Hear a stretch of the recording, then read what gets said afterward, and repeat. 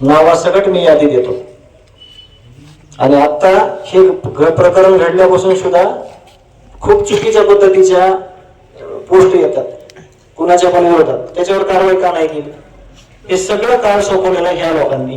ह्याच्यावर जरब बसली पाहिजे. वैभवीने परवा दिवशी सांगितलंय सगळ्यांना की आम्हाला माहिती द्या. मग जर माहिती देताना आंदोलन करावं लागत असेल किंवा जीव आमचा घ्यायचा असेल तर मग 100% तसं आमच्याकडे द्या माहिती. काय प्रॉब्लेम नाही. कशाला परेशान होतात सगळेच? लोकप्रतिनिधी परेशान आहेत, सगळे समाजातील लोक परेशान आहेत, सगळे 18 पगड जातीतील लोक. आता आमच्या गावाची काल रात्री मीटिंग होती, मी बाजूला बसलो होतो. सगळ्या गावातले जे 18 पगड जातीचे लोक गुन्हा गोंधळात राहतात सगळे होते. त्यांची एकच भूमिका आहे न्यायाची. तर माझी विनंती आहे सगळ्यांना की असं चुकीचं करू नका. आता तरी आम्हाला सगळे इन्व्हेस्टिगेशन द्या. पहिल्या 4 दिवसातला तपास महत्वाचा आहे. मी लेखी दिलेलं होतं ओएसडी मुख्यमंत्री साहेबांची, त्यांच्याकडे मी लेखी दिलेलं होतं की पहिल्या त्या 4 दिवसात काय झालं ह्याच्यावर पुढचा तपास आहे. आज काय तुम्ही करायला आज शब्द घेऊन उपयोग नाही आपल्याला. त्या 4 दिवसामध्ये प्रॉपर काय तपास झालाय ते आपल्याला कळणं महत्वाचं आहे. आणि त्या 4 दिवसात घडलेली घटना आम्ही पुढच्या 10 दिवसात गाव सांगायचा प्रयत्न करतोय. आमच्या गावातल्या कुणालाही इन्व्हेस्टिगेशन मध्ये घेतलं जात नाही. मला सोडा, मी त्या 10 दिवसात विधी आहेत, सगळे दुःख आहे, कुटुंब सावरायचे, पण कुणालाही शिष्टमंडळ आहे आमचं. एकाही माणसाला त्यांनी नेलं नाही. बरं, आरोपीचा माणूस जर आरोपीच्या इन्व्हेस्टिगेशनला नेला तर त्याला ती वाचवील का मध्ये घाली? 4 वेळेस त्याला बोलवलं तर ती कच्चे डोळे जे आहेत ते सांगाल का? आम्हाला विचारा ना तुम्ही. मी सांगतोय ना पहिल्या दिवसापासून की काय आहे. कारण न्याय मागायचा ना आपल्याला. आपली मागणी काय आहे? दुसरी प्रसार माध्यमांनी म्हणावं की न्यायाच्या व्यतिरिक्त काही देशमुख कुटुंबियाची, गावाची, समाजाची मागणी आहे का भाऊ? काय काम दुसरं?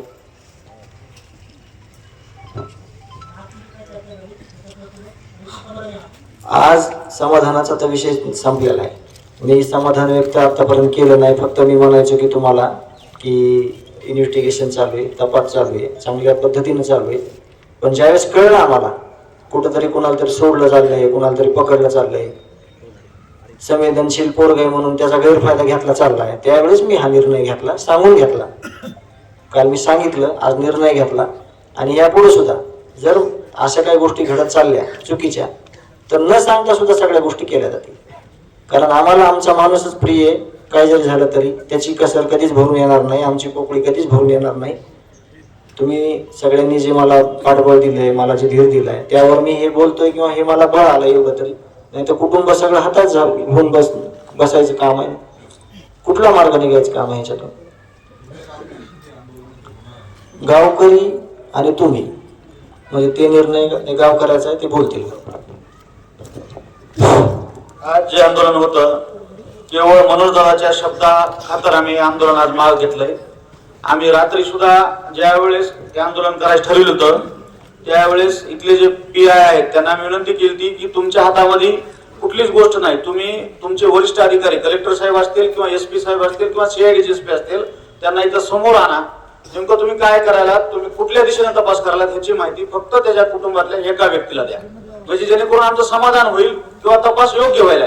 आज 34 दिवस झाले तपास नेमकं ह्याच प्रकारात तपास करालेत तर काय करायला हे सुद्धा आम्हाला आजपर्यंत माहिती झालं.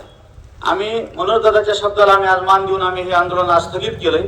परंतु उद्या सकाळी 10 वाजेपर्यंत दादाच्या समक्ष सांगतो, 10 वाजेपर्यंत जर ज्या मागण्या गावकऱ्यानं किंवा धनंजय देशमुखनं केल्या त्या जर मागण्या पूर्ण नाही झाल्या, उद्या ब्रह्मदेव आला तरी आम्ही गावकरी थांबणार नाही. आज तर एक टावर होतं, उद्या आम्ही अख्खे गावकरी सगळेजण स्वतःच्या अंगावर पेट्रोल ओतून फुकून देणार आहेत. गावात सगळं आम्ही आळ मारून ते ज्यांना द्यायचे प्रशासनाला त्याच्या नावावर करून देऊ द्या.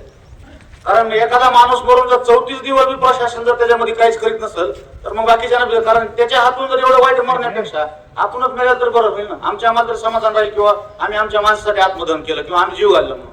त्याच्यामुळे आमचं जर आम्हाला संध्याकाळी किंवा उद्या सकाळी 10 वाजेपर्यंत जर प्रशासनाकडून सकारात्मक भूमिका जर आली तर आम्ही आंदोलन स्थगित करतो, नाहीतर आम्ही आंदोलनावर ठाम आहेत गावकरी.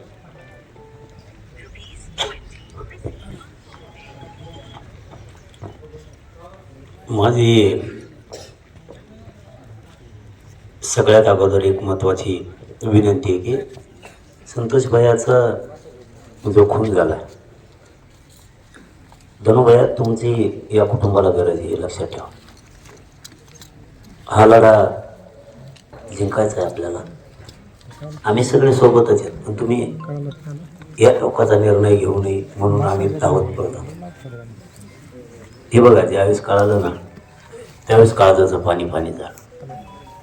ज्यावेळेस ती ब्रेकिंग आली की आत्महत्या करणार हे म्हणजे हे साधं नव्हतं. त्यामुळं तुम्हाला कुटुंब आहे, भावाला न्याय पण द्यायचा आहे. तुमच्या गावानं ते दुःख बघितलं, ते गाव बी अपेक्षा धरून. एक गोष्ट खरी आहे की तुम्ही हे दुःख कधीच नाही विसरू शकणार, पण तुम्हाला तीर धरावं लागणार आहे, धड बनावं लागणार आहे, कारण ही न्यायाकडे न्यायचं आहे. तुम्ही फक्त आत्महत्या नका करू, एवढंच माझं म्हणणं होतं. आणि म्हणून मी धावत पळत आलो, कारण हे आजचं आंदोलन नव्हतं. हे आत्महत्या करायची म्हणजे हे साधा विषय नव्हता. सगळं राज्य ढवळून निघालंय, पुरं राज्य एकदम रोषात आलंय आता. कारण शेवटी ज्याने भाऊ गमावला आहे त्याचा भाऊ न्यायासाठी फिरतोय, आणि त्याच्यावर आत्महत्या करायची जर वेळ आली तरीही राज्याला कानाला ऐकावी सुद्धा वाटत नाही, अशी आजची घटना आहे. हे साधा सोपा विषय नाही आहे. एखादं आंदोलन असतं ठीक आहे, ज्यावेळेस आत्महत्या हा शब्द येतो त्यावेळेस पायाखालची सगळी जमीन सरकून जाते. त्यामुळं संतोष भाईला न्याय द्यायचा आहे, लढाई लढायची, संघर्ष करून ती जिंकायची सुद्धा. राहिला विषय धनंजय भैयाने आणि त्या देशमुख भैयाच्या कुटुंबियांनी केलेल्या मागण्याच्या बाबत आज फडणवीसांना सांगणं आहे की तुम्ही यांचे ज्या मागण्या आहेत त्या खऱ्यानंच मनावर घेऊन मार्गी काढा. तुम्ही देशमुख कुटुंबियाशी दुजाभाव नाही करू शकत त्या गुंड आरोपीसाठी, कारण तुम्ही आरोपी नाही सांभाळू शकत. तुम्हाला देशमुख कुटुंबीय सांभाळायला लागल, त्यांच्यावर झालेला अन्याय त्याला वाचा फोडावी लागणार आहे. याला मुख्यमंत्री म्हणलं जातं. मुख्यमंत्र्यांनी गुंडाच्या टोळीला संरक्षणाची भिंत घालणं ही योग्य भूमिका नाही.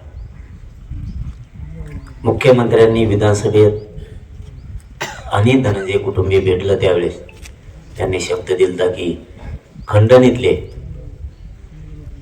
आणि खुनातले हे आरोपी एकच आहेत, यांना कोणाला सोडलं जाणार. म्हणून देशमुख कुटुंबियांनी विश्वास ठेवला आणि त्याच विश्वासावरती मराठा समाज राज्यातला शांत आहे. त्याच शब्दावरती माझं जाहीरपणानं मुख्यमंत्र्यांना म्हणणं आहे, आता खाली म्हणून उपयोग नाही राहिला. बहुतेक खालच्या तपास यंत्रणेचे हात बांधलेत की काय अशी शंका आताच यायला लागली. त्यामुळे आता ही सगळी सर्वस्वी जबाबदारी आता मुख्यमंत्र्यावर टाकावी लागणार आहे. इथून पुढचे सगळे यश अपयश दोष हे मुख्यमंत्र्याकडेच राहणार आहेत. बहुतेक तपास यंत्रणेचे यांनी हात बांधलेत की काय अशी शंका 100% येते. म्हणून यांना माहिती पाहिजे तपासाच्या संदर्भातली, ती त्यांना पूर्ण SIT कडून, CID कडून आणि पोलीस प्रशासनाकडून आजच देण्यात यावी. नंबर 2चा मुद्दा त्यांचा की जे खंडणीतले आरोपी आहेत, कारण खंडणीमुळेच खून झालेला आहे. कारण हा काय उलटा प्रकार नाहीये, हे सरळ सरळ विषय. आणि तुम्ही तर मुख्यमंत्री आहेत, जर सामान्य शेतकऱ्यांना हा विषय कळतो की पैशाची मागणी केली, खंडणीची मागणी केली म्हणून खून केलाय, हे जर सर्वसामान्य शेतकऱ्याला कळतं, तर तुम्ही अनेक वर्षापासून प्रशासनाच्या अनुभवातले मुख्यमंत्री आहेत, तुम्हाला जर एवढी गोष्ट कळत नसली की खंडणीमुळेच खून झालाय, खंडणीतल्या आरोपीला सुद्धा 302 मध्ये घेऊन मोका लावला पाहिजे. तुम्ही जर त्याला मोकळं सोडणार असाल तर कुटुंब धीर सोडणार नाही तर काय करणार? कुटुंब दुसरं काय करणार? जर ज्या खंडणीमुळं खून झालाय आणि त्याच्यावरती मोका लागत नाही, त्याला 302 मध्ये घेतलं जात नाही, तर कुटुंब धीर सोडणारच ना. आणि ही बातमी जशी बाहेर पडली तसं राज्य आणि राज्यातले लोक पुन्हा ढवळून निघाले. लोक मुख्यमंत्री साहेब एखाद्या बिथरतील सुद्धा आता, कारण तुमचं पाऊल चुकीचं पडायला लागलं. जोपर्यंत तुमचं पाऊल चुकीचं पडत नव्हतं तोपर्यंत हा समाजही शांत होता आणि कुटुंब पण शांत होतं. ही सत्य परिस्थिती आहे. पण तुमचं पाऊल चुकीचं असं पडायला लागलंय मुख्यमंत्र्याचं की तुम्हाला त्या ते कोणतरी त्यांचा धरलेला नाही. ती भंगार पिलावळ आवला देणं ती दुसरी एक की ज्याने मोबाईल कुठं फेकून दिला. हा ही भंगार पैदास यांनी मोबाईल फेकून दिला आणि यंत्रणेला 1.5 महिना झाला तरी मोबाईल सापडत नाही. किती मूर्खपणाचं लक्ष नाही. तुम्हाला मोबाईल सापडत नाही त्याला सोडून काढा ना, ते सगळं सांगत. आणि त्या मोबाईलमध्ये बहुतेक खूप जणांचे पुरावे आहेत. तेव्हा तो तो मोबाईल फेकून दिला. याच्यात बरेच गुंतणार आहेत. म्हणजे मी काय सांगतोय की मुख्यमंत्र्याचं पाऊल चुकायला लागलं. याचा अर्थ असा की तुम्ही आरोपी वाचवायला लागलात अशी आता शंका यायला लागली. जो खंडणीतला आरोपी तुम्ही वाचवायला लागला याचा अर्थ या राज्यातल्या लोकांनी जनतेने असं समजायचं का मुख्यमंत्री साहेब आता की जो खंडणीतला आरोपी आहे तो तुमचं सरकार चालवतोय, तुम्हाला पण स्वतः चालवतोय. मोदींपेक्षा मोठा लागला की काय हा की ज्याला तुम्ही आरोपी करू शकत नाहीत देशदोनमध्ये. कोणचं राजकारण चालवलंय तुम्ही, कोणचं सरकार चालवायला लागलात तुम्ही की तुम्हाला 302 मध्ये एक भंगारवाड्या नाल्याची जात ती भंगार ती त्याला तुम्हाला साधं 302 मध्ये घेता येत नाही. संयम सुटण्याचं कारण सांगतो. आज हे लेकरू आत्महत्या करायचं म्हणलं, आमची असा लावला रे, आम्ही अन्याय नाही सहन करू शकत म्हणून आमचाही संयम सुटायला लागला. शब्द सुद्धा आता त्याच पद्धतीचे पडणार आहे. या कुटुंबाला जर धक्का लागला ना, देशमुख कुटुंबाला, फडणवीस, तर तुम्हाला सांगतो आम्हाला सुद्धा मराठी म्हणते. हे ध्यानात ठेवा. तुम्ही जर चुकीच्या दिशेनं तपास केला यंत्रणेचा गैरवापर करून आणि देशमुख कुटुंबातल्या एकाही माणसाला जर त्यांच्या जीविताला काही झालं, आरोपी जर सुटला, तर धनंजय मुंडेची टोळी तिचं जगणं मुश्किल करील. कारण आपल्याला संयम लई आणि एकदा जर डोकं खराब झालं तर आम्ही सुद्धा मराठी. तुम्हाला जर राज्याच विद्रूप करायचा आता मुख्यमंत्र्यांनी ठरविलं असेल तर मराठ्यांचा आमचा नाविलाज, त्याला नाविलाज आमचा. हे काय ते थोडंफार इकडे तिकडे गवत उगल्यासारखे आहेत. एकदा जर आमचा साहेब सुटला तर अवघड होणार आहे.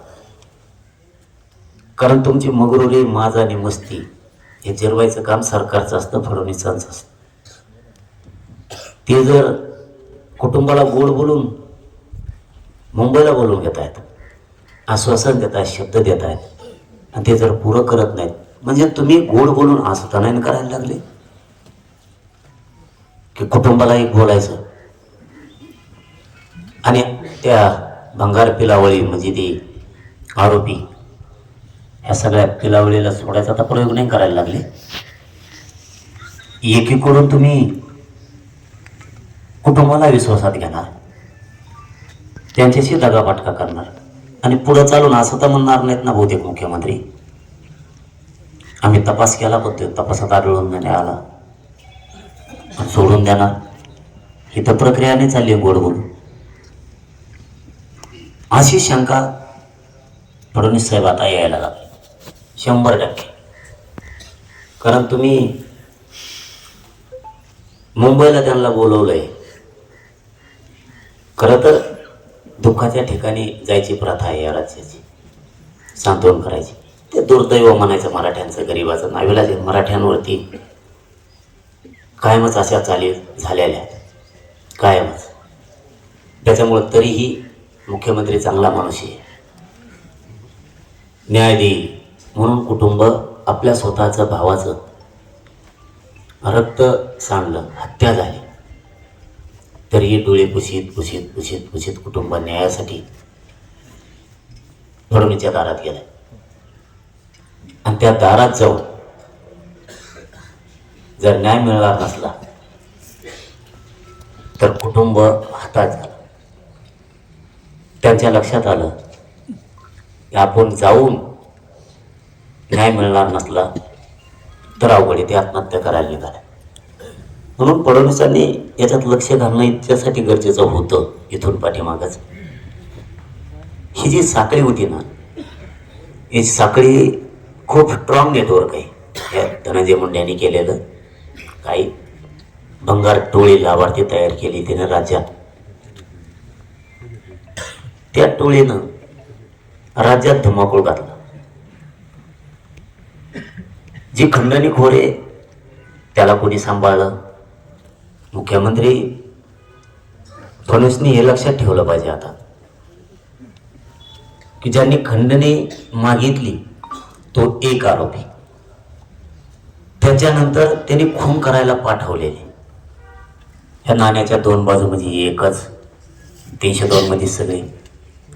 ह्या खंडणीखोराला आणि खून करणाऱ्याला घेऊन कोण पळाला? यांना घेऊन कोण पळाला? हे सुद्धा 302चे 6 आरोपी पाहिजे, जेवढे असतील तेवढे.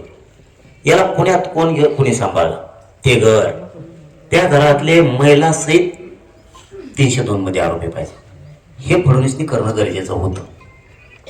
इथून पुढे केलं तर चांगली गोष्ट, नाही केलं तर आता आम्ही बघू काय करायचं ते. पण हे राज्याचा प्रमुख म्हणून जर इथून पुढे जरी केलं तरी त्याला पुण्याला कोणी सांभाळलं? कोणत्या गाडीनं नेलं? मला तर ती आपल्या चॅनलवर गाडी दिसली, तिला झाकून ठेवलंय. सडन का काय ती? फडणवीस आहे मळण का काय गाडी ती? तुमच्या वॉशिंग सेंटरवर नेऊन द्यावं लागेल का काय तुम्हाला?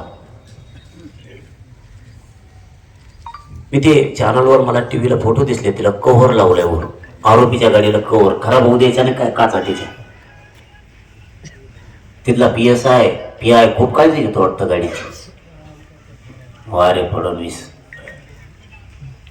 आरोपीच्या गाड्याला पांघरून घालताय तुम्ही. मग येता येता त्या खंडणीतल्या आरोपीला आणि खुनातल्या आरोपीला कपडे घेतले होते का काय? आहे येताना कपडे अंगात नवे होते त्यांच्या, तुम्हीच घेतले काय होते? नीचपणाचा कळस किती असावा आणि राज्य कसं चालवावं, किमान तुम्हाला या हत्याचं तरी रोष असायला पाहिजे होता. त्या खंडणीतल्या आणि खुनातल्या आरोपीला कोणी सांभाळलं पुण्यात? तो गाडीवाला कुठे आहे हे मध्ये टाकणं कुटुंब म्हणता क्षणी गरजेचं होतं. त्याला म्हणते मुख्यमंत्री फडणवीस साहेबांनी तातडीनं रिस्पॉन्स दिला आणि अन्यायग्रस्त कुटुंबाच्या बाजूने उभा राहिले असं राज्य म्हणलं असतं आणि फडणवीसच्या नावाने टाळ्या वाजल्या असत्या लोकांनी. याला गुजरातला कोण घेऊन गेलं? कुठं ते कोणत्या देवाच्या पाय पडतो? पाय तर लय पडतोय वाटतं, भस्म लावतोय वाटतं, गाठला गाणं बहुतेक ते मुत्तुस्वामी वनी. ह्यो हिंडला याला कोण घेऊन? याच्या गाडीला डिझेल कोणी टाकलं? याला ती कोण डॉक्टर आहे इकडचा नांदेडचा का कोणाला केच आहे का? तो घेऊन पळाला. त्याचं कुटुंब कुठं आहे? त्याला 6 आरोपी केलंय का? नाही केलं. 302च्या आरोपीला घेऊन पळणाराला राज्यात प्रथा आहे, कायद्यात सुद्धा प्रथा आहे त्याला 6 आरोपी करायची. कारण तो तेवढाच जबाबदार आहे, तेवढाच जबाबदार आहे, तितकाच जबाबदार असतो आरोपीला पाठीशी घालणारा, घेऊन पळणार. कायदा थोडा थोडा आम्हाला कळतो, फक्त आमची भाषा शेतकऱ्याची, आम्ही ग्रामीण भागातले, पण कायदा थोडा थोडा कळतो आम्हाला. त्याला आत टाकायला पाहिजे होतं. आणि ज्यांनी त्यांना आत्तापर्यंत हत्यारं पुरवले आहेत, ज्यांनी आता पीक विमा काय पैसे खाल्ले, हे लगेच उचलायला पाहिजे होते, जाऊ द्यायला पाहिजे ते सगळे जेलला. ही प्रचंड मोठी ह्या धनंजय मुंडे यांनी गुंडाची एक टोळी तयार केली. की टोळीचा सफाया होणं गरजेचं होतं. त्यांच्या जातीला कोणी नाही बोलत, त्यांच्या जातीला कोणी बोलत नाही, बोलायचं काही कारण बी नाही. आणि आयुष्यात आमचं रक्तच असं आहे की ते बेमान नाही. आम्ही आत्तापर्यंत कोणत्याच जातीला बोललेलो नाही, तर कधी बोलणार सुद्धा नाही. पण गुंडाला बोलावं लागतं. त्या गुंडाला बोललो ते गुंड सगळे उचलणं खूप गरजेचं होतं. फडणवीसांनी ते काम केलं नाही. आता आमची शेवटचीच म्हणलं तरी चालेल आता इच्छा आहे. देशमुख कुटुंब जर मुख्यमंत्री तुम्हाला स्वतः भेटून हताश होणार असलं तर तुम्ही अयशस्वी झालात. आजच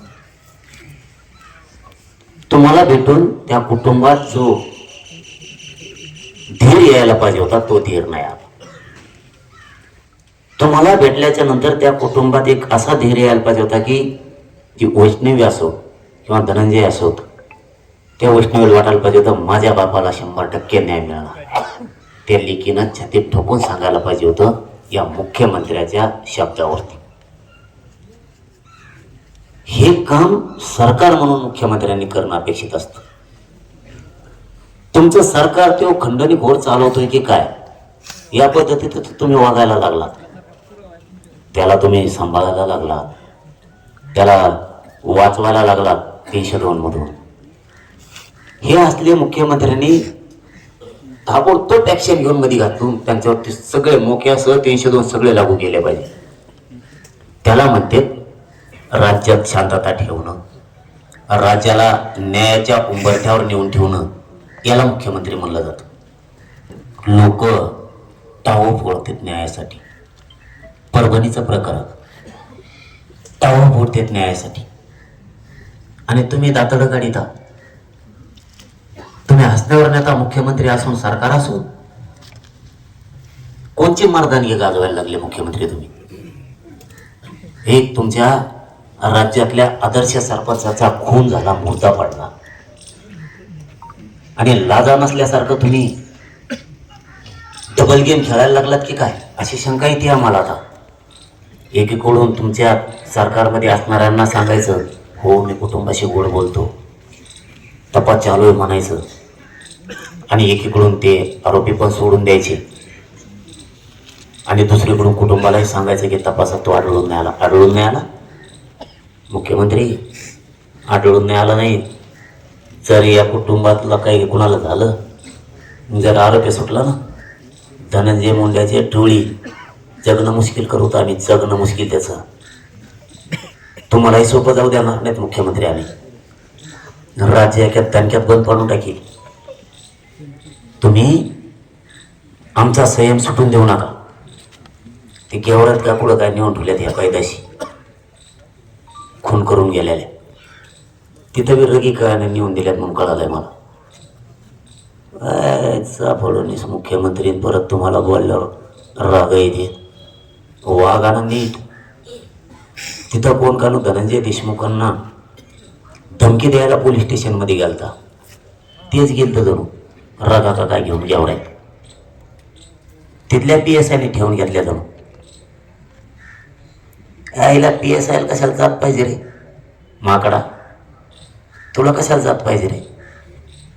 तुम्ही म्हणता ना आम्ही जातीवादी नाही, तुला कशाला जात पाहिजे. बीड जिल्ह्यात 144 लागू आहे ना, पोलीस स्टेशनमध्ये कसं काय बसले रे. धनंजय मुंडेची गुंड भंगार टोळी वड्याची कसं काय बसली पोलीस स्टेशनला जाऊ, कसं काय बसली. जमावबंदी आहे ना, त्याच्यावर गुन्हे कसं काय दाखल नाही झाले, गुन्हे दाखल कसं काय नाही झाले त्यांच्यावर, ते कसं काय बसले पोलीस स्टेशनने जाऊ. काय काय कोणचं फडणवीस कोणचं राज्य चालवताय तुम्ही, कोणचं राज्य चालवता. आणि हे तिथं रगा नेऊन द्यायला लागले. त्या रगा घेतलेले सुद्धा मी म्हणलोय त्यांना मला द्या जरा, दिलं तर चांगलं होईल. ते फुटेज कोणत्या दुकानातून घेतलेत, कोणत्या पोलीस स्टेशनला नेलेत, PSIने ठेवून घेतल्यात. म्हणजे हे आरोपी सुद्धा त्यांचा माणूस या अशा ठिकाणी नेऊन ठेवतात का काय. काय दिशा चालली फडणवीस साहेब काय सरकारमध्ये मंत्री संभलिता आपल्याकडे तर एकच रोल आहे बा तेवढा, बाकी तर काय याच्यातला एक बी आरोपी सुटला आणि देशमुख कुटुंबावर काही झालं तर याचं जगणं मुश्किल करणार. आपल्याकडे एकच रोल आहे, कारण मी काय सरकार नाही, माझ्याकडे काय दुसरं काय नाही, माझा समाज आणि आम्ही न्याय घेणार. फडणवीसांना साहेब म्हणून सांगतो, शेवटची विनंती आणि मी थांबतोय. खंडणीतला आरोपी आणि खुनातले आरोपी एकच. तुम्हाला त्यांच्यावर मोका लावून 302 मध्ये त्यांना घ्यावंच लागणार. जी काय सक्रिय त्याची सराई टोळी आहे गुंडगिरीची, लाभार्थी टोळीची आंदोलनं करते आरोपीच्या समर्थनासाठी, पाठिंबा द्यायसाठी, ही सगळी सहआरोपी करा. तिसरं म्हणणं आहे की तुम्ही आतापर्यंत उज्ज्वल निकमांचे यांचं म्हणणं आहे कुटुंबियाचं का नेमणूक केली नाही. आमचं चौथं म्हणणं आहे की ज्यांनी ज्यांनी त्याला साथ दिली हे पुरे टाका ना मध्ये. ते 100, 150, 200 होद्या काय व्हायचे ते मग जेल मोठ आहे, हे सगळे मध्ये टाका. त्यांना ठेवू नका कोणालाच, एकाला सुद्धा. चौथं पाचवं म्हणणं असं आहे की ही खटला फास्ट ट्रॅक कोर्टात चालू आहे. चार्जशीट मध्ये काही अफरातफर होऊ देऊ नका. त्याच्यात चान्सेस आहेत खूप अफरातफर होण्याचे, म्हणून तो फास्ट ट्रॅक कोर्टात चालणं खूप गरजेचं आहे. आणि ही केस सगळी खंडणीच्या आरोपी सहित, खुनाच्या सहित आणि होणारे आरोपी सहित ही केस अंडर ट्रायल चालवत आहे. याला बाजूला येऊ देऊ नका फडणवीस साहेब. जर तुम्हाला रोष मराठ्यांचा अंगावर घ्यायचा नसेल तर नसता आपला तर सरळ सरळ उघड असतं. राजकारण मला काही कळत नाही. आपलं उघड असतं, आपला जीव आपल्या समाजात आहे, आपला जीव आपल्या समाजात आहे. मी कोणत्याही टोकाला जाऊ शकतो, हे मुख्यमंत्र्याला आपलं जाहीर आव्हान. जर तुम्ही या कुटुंबियाला न्याय नाही दिला, यातला एक आरोपी सुटला, त्या दिवशी धनंजय मुंडेची टोळी नीट करणार आणि राज्य सुद्धा मी बंद पाडणार. वेळ आली तर सोमनाथ सूर्यवंशीला आणि धनंजय देशमुखांना न्याय देण्यासाठी अख्खं राज्यच आम्ही दिल्लीला घेऊन सुद्धा जाऊ शकतो. तिथंही मोर्चा आम्ही ते राज्य, तिथं सुद्धा राज्य बंद पाडण्याचं काम करू शकतो. कारण शेवटी सहनशीलता किती दिवस ठेवायची हे पण आमच्या पुढं आता प्रश्न पडायला लागला. जर माणसंच आमच्या मरायला लागले आणि मारणारे वाचायला लागले तर राज्यात जर उलटं चालणार असलं तर आम्ही उलटं चालतो. याच्यात आम्हाला का द्वेष द्यावा देणारा?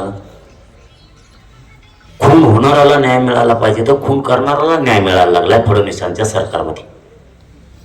तर मग आम्ही थोडं उलटं चाललो म्हणून आम्हाला का वाईट म्हणायला लागला? तुम्ही काय करावं आणि तुम्ही सांगा ना मग आम्हाला. तुम्हीच पर्याय द्या. इथं बसलेली सगळी जनता पर्याय द्या, मीडियाचे बांधव पर्याय द्या. जर खून ज्याचा झाला त्याला न्याय मिळणार नसला आणि खून करणाऱ्याला जर फडणवीस न्याय देणार असला तर आम्ही सुद्धा आमच्या पद्धतीने चाललो तर तुम्ही आम्हाला का ना ठेवणार? मग आम्ही करावं काय? नुसते मूर्तेच बघावत का आता पडलेले? नुसते मूर्तेच बघायचे का मी आता आमच्या लेकरांचे पडलेले? नाही जगायचं का? आणि ही एवढंच इथं आहे कापऱ्या कोपऱ्या. पण देवेंद्र फडणवीस साहेब कोपऱ्यात हो, इथं फक्त लय लांब नाही. तुम्हाला सफाई करणं काय अवघड नाही. एवढ्यासाठी सगळं राज्य कशाला तुम्ही विरोधात घालताय? कोपरा आहे तो साधा आणि तो कोपरा सगळा कलंकित झालाय, बरबाटलाय. तो कलंक तुमच्या पुढे यायला लागलाय. तुम्ही कशाला कलंकित होता? कशाला समजत यांना? तुम्हाला काय दाखवायचंय का? राज्यात खून केला तरी पण मी तुला त्याच्यातून बाहेर काढलं असं दाखवायचं का फडणवीसांना राज्याला? त्याची काय पाठ थोपटून घ्यायची का तुम्हाला? बघ तो एवढा खून केला, तुझे आरोपी होते, खंडणीत होते, सगळ्यात होते, मोबाईल मध्ये होते, त्याने व्हिडिओ बघितला खून होताना, त्याचे रेकॉर्ड सुद्धा आहे, CDR सुद्धा आहे, तरी मी वाचविलाय का नाही तुला? ही छाती पडायची का फडणवीसाला? एकट्याच्या जेव्हा राज्य चालतंय का काय त्याच्या? त्या खंडणीखोराच्या आणि त्या खंडणीखोराच्या टोळीच्या लाभार्थीच्या जीवावर अरे तुम्ही करा ना सफाई त्याचा. नाही परवडायचं तर राज्य जर ठरलं तर तुम्हाला आम्ही नाही सहन करणार.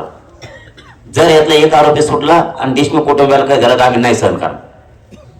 फडणवीसांना शेवटची विनंती, तुम्ही आज मीडियाच्या माध्यमातून तुम्हाला सांगतो, तुमची CIDची, SITची आणि स्थानिक पोलिसांची टीम इथं पाठवा. त्यांना एका खोलीत घेऊन या देशमुख कुटुंबियांना सगळी माहिती द्या. 302 मध्ये सगळे खंडणीतले ते आरोपी घ्या आणि हे सांभाळणारे सगळे 150 जण निघतील. ते ही गाडीवर बदला बदली केली असेल, ते मोबाईल सापडा, नसेल सापडत त्याच्या कातड्या सोडा ना. कसं काय सापडत नाही, ते कोण आरोपी राहिलाय ते यांना पूर्ण माहिती द्या. आणि मी फक्त यांच्यासाठी यांना खाली घेतलं. हे बघा, भाऊ गेलाय, हे कुटुंब उन्हात पडलंय, लेकरं वणवण भटकते न्यायासाठी, म्हणून खाली घेतलं. मला ते सहन नाही झालं. आंदोलन ठीक आहे, पण आत्महत्या ही ठीक नाही. आणि माझी पायाखालची माती सरकली होती. आत्महत्या करायचं म्हटलं मला सुचतच नव्हतं काही. मी लय उलट्या काळजाचा आहे, माझ्या डोळ्यात लवकर पाणी येत.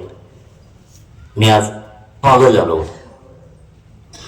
त्याच्यात आपल्या मीडियाचा बांधवाचा एक फोन आला की ते गायब झाले. मग तर गाडीच पळाय ना आमची.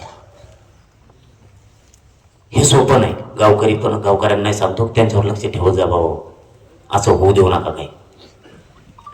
म्हणून त्यांना खाली यायचं हात जोडून विनंती केली. आंदोलन वेगळा विषय, आत्महत्या हा वेगळा विषय. तुमच्या कुटुंबाला गरज आहे, न्याय देणार आहे. फडणवीसला सोडायचे असतील पुढं बघू. मग आरोपी सोडायचे असतील, त्यांना लोकांची गरज नसेल आणि आरोपीची गरज असेल किंवा आरोपीच्या नेत्याची गरज असेल, ती त्यांचा विषय.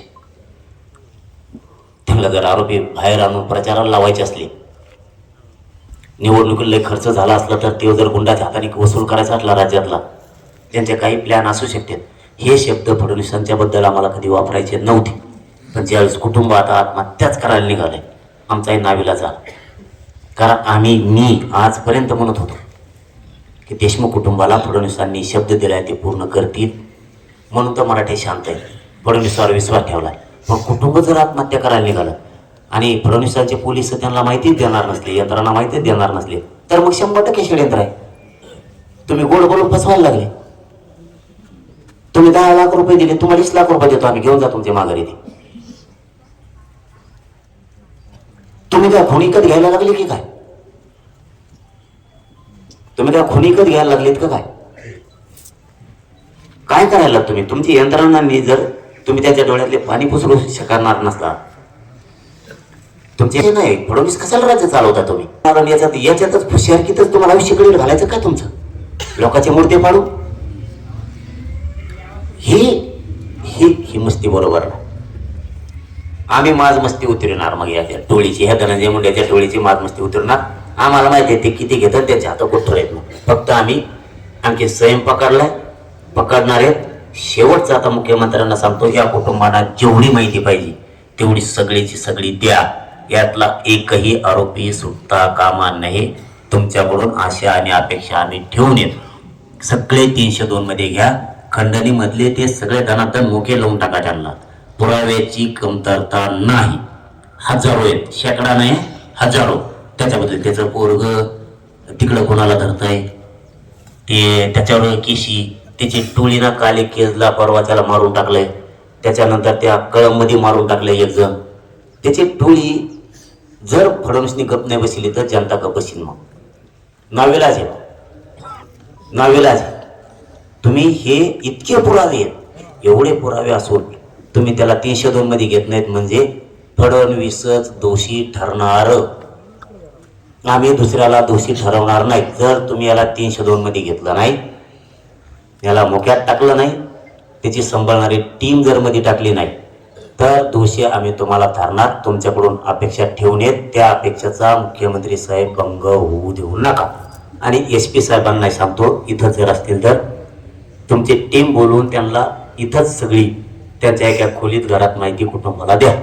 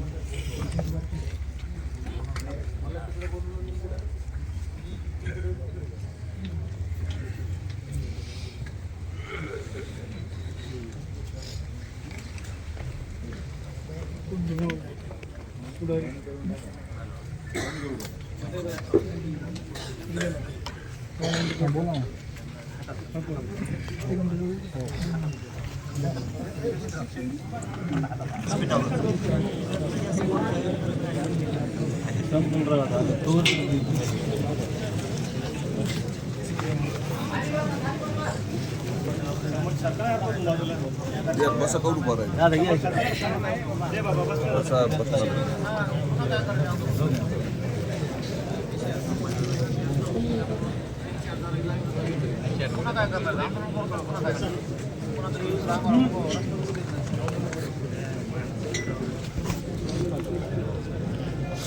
गुलाबी शर्ट बसा खाली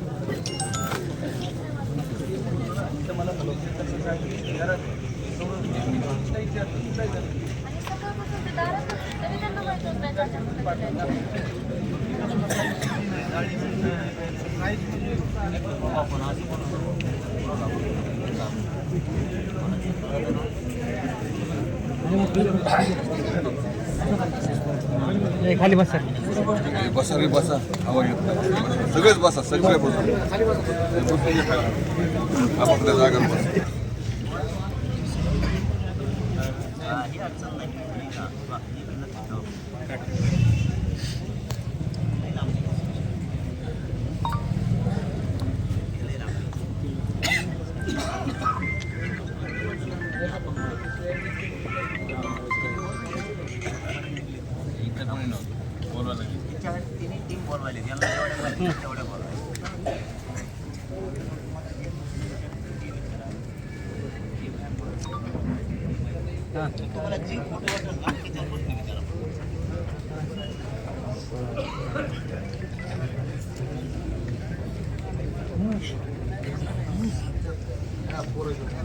सोबत घेऊन जाईल गावाले सोबत जा बोलता सोबत मी जातो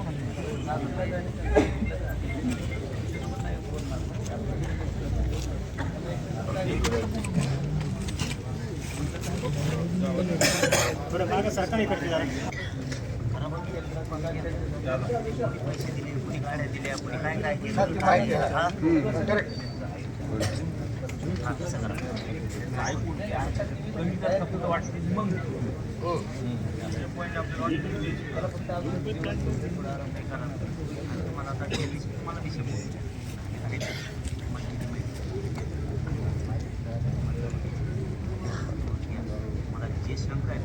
पुऱ्या माना